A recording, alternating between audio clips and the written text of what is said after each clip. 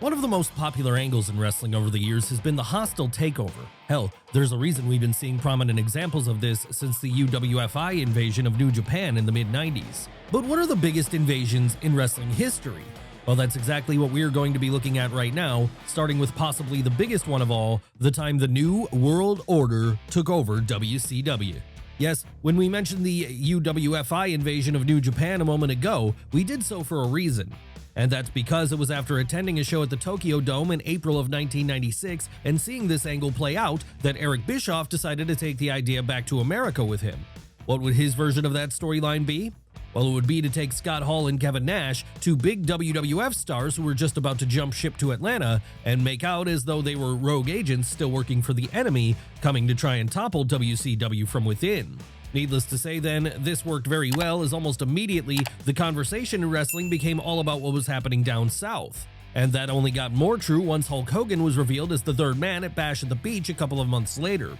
Come on now, if it weren't for the trio of Hogan, Hall, and Nash terrorizing the WCW locker room in the months which followed, all while constantly adding new recruits to their cause, then you probably would have never gotten the late 90s wrestling boom period. And if that doesn't happen, who knows what state the business is in today. And even if you take that element of the whole thing away, it was still just an incredibly fun story to watch play out, as there was a strong sense of blurring the lines between reality and fiction to it at times. Sure, it might have ended a couple of years too late, and as a result, it was pretty dead long before it was put out to pasture, but none of that can take away from the fact that it was such a novel thing to see back in 1996, and something which would bring a lot of lapsed fans back into the fold once more. But what of WWF's response to this?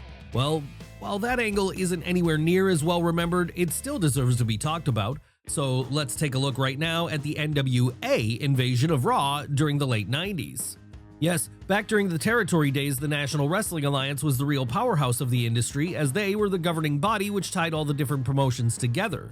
That said, by the time the 90s rolled around, Vince McMahon's national expansion had seen the NWA be reduced to a shell of what it once was.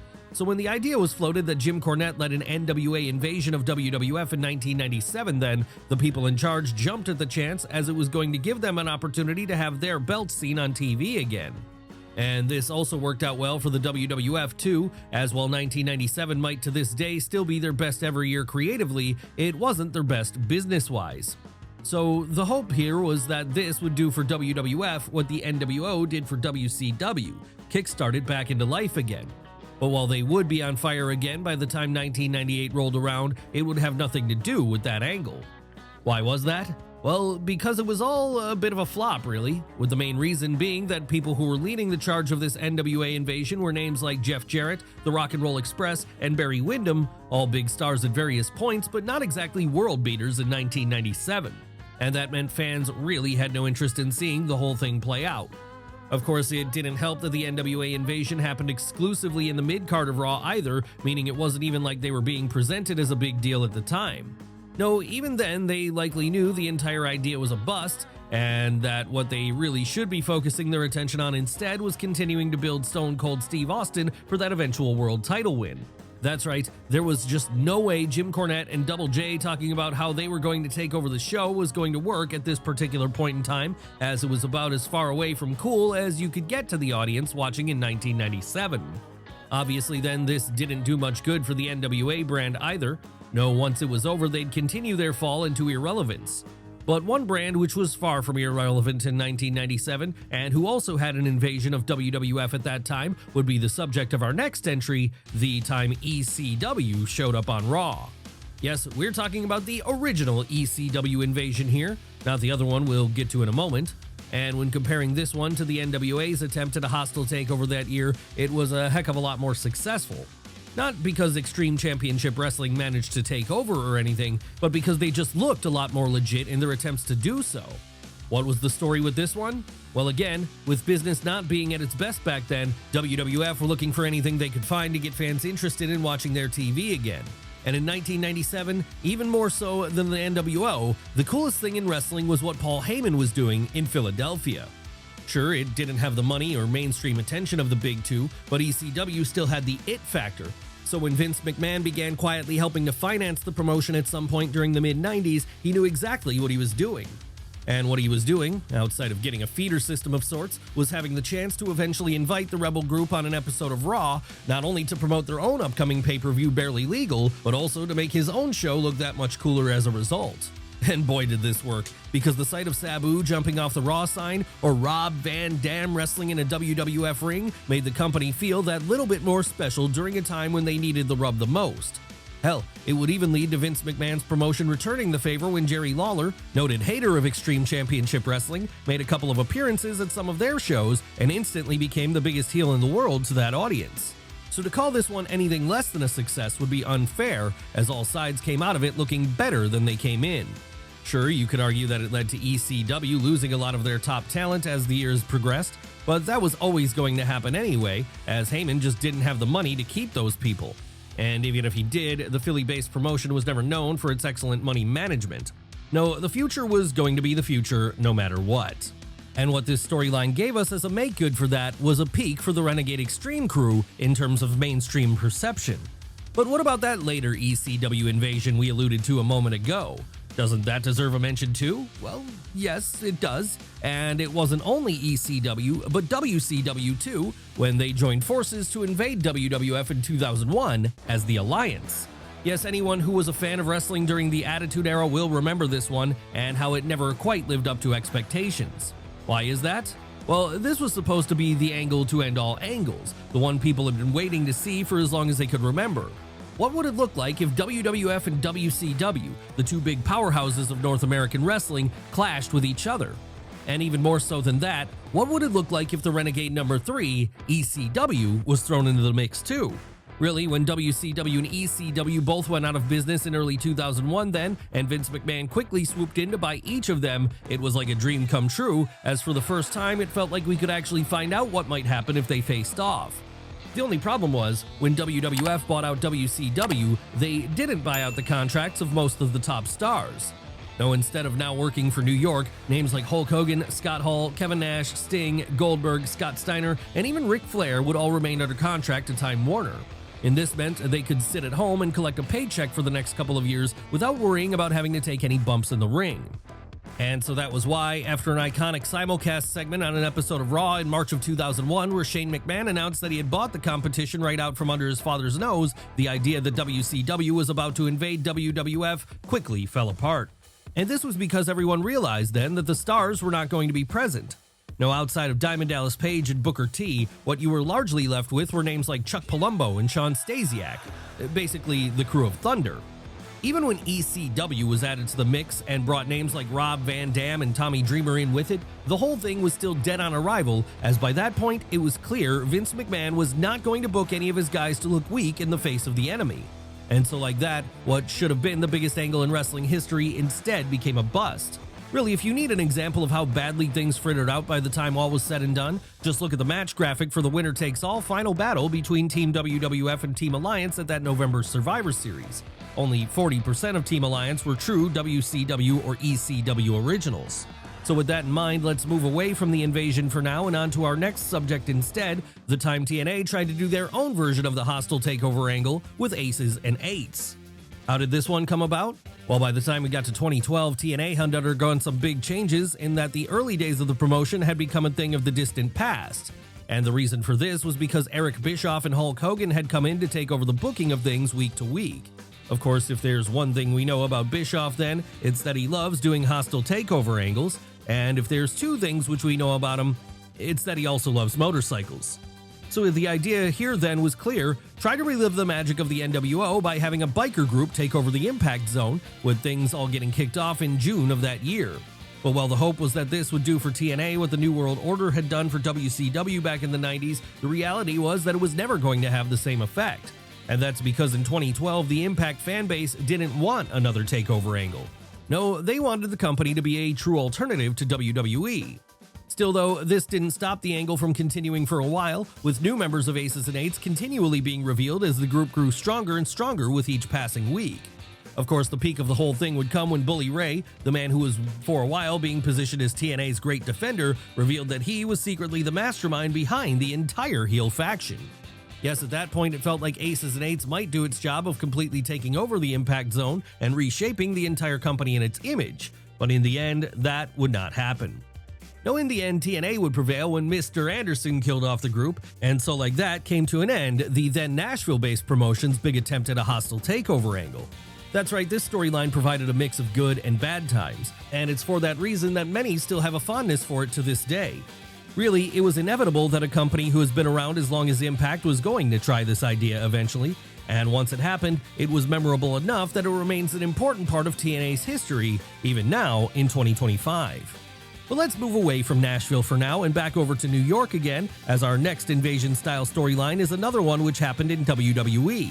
And this was one which was a lot more successful. What are we talking about here? Why, The Shield, of course. Now, back in 2012, a shakeup was certainly needed, and luckily that's exactly what happened in December of that year when main roster fans were first introduced to The Shield. Who were The Shield? Well, they were a trio made up of Dean Ambrose, Seth Rollins, and Roman Reigns, three relative rookies who were looking to make an immediate splash on television. And boy did they do this, because in the weeks and months which followed, they'd pretty much take over the show. That's right, whenever that now familiar theme music hit on an episode of Raw or SmackDown, you knew business was about to pick up, as Ambrose, Rollins, and Reigns quickly proved to be an unstoppable force whenever they were together, with them basically acting like a pack of dogs who would systematically tear apart any opponent who was put in front of them. And that was enough to see them go undefeated for the better part of a year, even in the face of huge stars like John Cena, Randy Orton, and Daniel Bryan. Hell, even when they did start losing the odd match here or there, the Shield remained dominant for the most part, with them at one point being draped in gold when the Lunatic Fringe was in possession of the United States title, all while his two partners held the tag team gold. Alas though, as with all good things, this one would eventually come to an end when, in the spring of 2014, Seth Rollins turned his back on the group and joined up with the Authority instead. But even if this was the end of the Shield during their original run, it wouldn't be like they wouldn't reunite from time to time over the years. And even when they were separate, as they are today, their goal of taking over the entire wrestling industry has remained something they're committed to, something they've certainly achieved. That's right, as it stands in 2025, all three members are riding high, as Seth Rollins looks set to be the next World Heavyweight Champion on Raw, Roman Reigns remains the Tribal Chief of SmackDown, all while Jon Moxley is the record four-time and current World Champion over in AEW. Yes, while many groups have attempted a hostile takeover before, the Shield might be the only ones who actually succeeded in this, as in truth, wrestling is pretty much their playground today. But what about the other big invading faction which came out of WWE around that time, the one which appeared a couple of years earlier in 2010? Well, while they wouldn't have quite as good of a run, they're still certainly memorable, that being the one, the only, the Nexus. That's right, if we're going by initial angles alone, then the Nexus would rank pretty highly on the list of great invading forces, because the night they first showed up on Raw on July 7th, 2010 was one which is still talked about today. Why is this? Well, over the course of just a few minutes, the team made up of Wade Barrett, Skip Sheffield, Darren Young, Heath Slater, Justin Gabriel, Michael Tarver, and Daniel Bryan completely tore up the ringside area, quite literally, all while destroying the likes of John Cena. And that instantly gave fans vibes of the NWO all over again. Would this excitement continue over the weeks and months which followed? No, unfortunately the Nexus would end up being a bit of a flop when they pretty much became cannon fodder to Big Match John. Hell, by the time SummerSlam came around that year, the angle was already dead in the water. That said, none of this can take away from the original angle and how great it was to watch at the time, as for the briefest of moments, it really did feel like it had felt watching Raw or Nitro back during the days of the Attitude Era. And while it never reached the heights of something like a New World Order, it did at very least introduce the WWE main roster fans to the likes of Daniel Bryan, Wade Barrett, and Ryback. But what about WWE's attempt at doing a hostile takeover angle in the middle of 2020? Well, for that, we need to take a deep dive into the short and messy story of Retribution.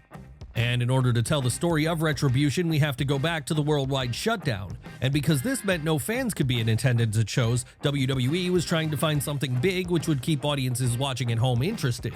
So what they eventually settled on in August of that year was a new version of the NWO-style takeover, one which this time would see Donovan Dijak, Mason Madden, Shane Haste, Mia Yim, and Mercedes Martinez all try to take the reins of Monday Night Raw by force.